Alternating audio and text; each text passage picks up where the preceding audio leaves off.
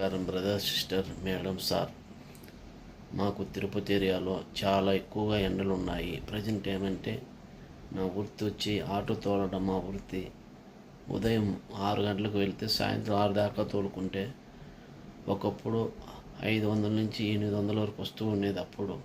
అప్పుడు పరిస్థితులు వేరు, ఇప్పుడు వేరు. ఇప్పుడు కారణం ఏమంటే ఇప్పుడు ఫ్రీ బస్సులు ఎక్కువ మంది ఫ్రీ బస్సుకి వెళ్ళిపోతున్నారు. భార్యాభర్త ఉండేవాళ్ళు ఆటోలు ఎక్కేవాళ్ళు చాలా వరకు తగ్గిపోయినారు. ఇక్కడ మాకు జీవనోపాధి చాలా కష్టంగా మారింది. తిరుపతి ఏరియాలో ఆటోలు అందరికీ యూనియన్ అందరూ చాలా ఇబ్బంది పడుతున్నారు. కారణము ఇక్కడ బాడిగలకు రెంట్కు ఇల్లు తీసుకుంటాము. ఇక్కడ మేము రెంట్ కట్టాలంటే ఒక ఇల్లు 5,000 10,000 ఉంది.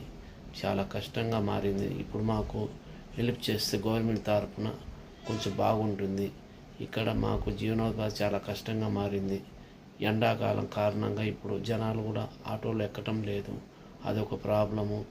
ఒకప్పుడు బాగానే ఉంది. ఇప్పుడు 500 రూపాయలు గ్యాస్ పట్టిస్తే సాయంత్రం వరకు, పొద్దున్నే 500కు పట్టించి 505 రూపాయలు ఫుల్ ట్యాంక్ చేస్తే సాయంత్రం వరకు అది తోలితే 500 కూడా వస్తుందా లేదని గ్యారెంటీ లేకుండా పోయింది.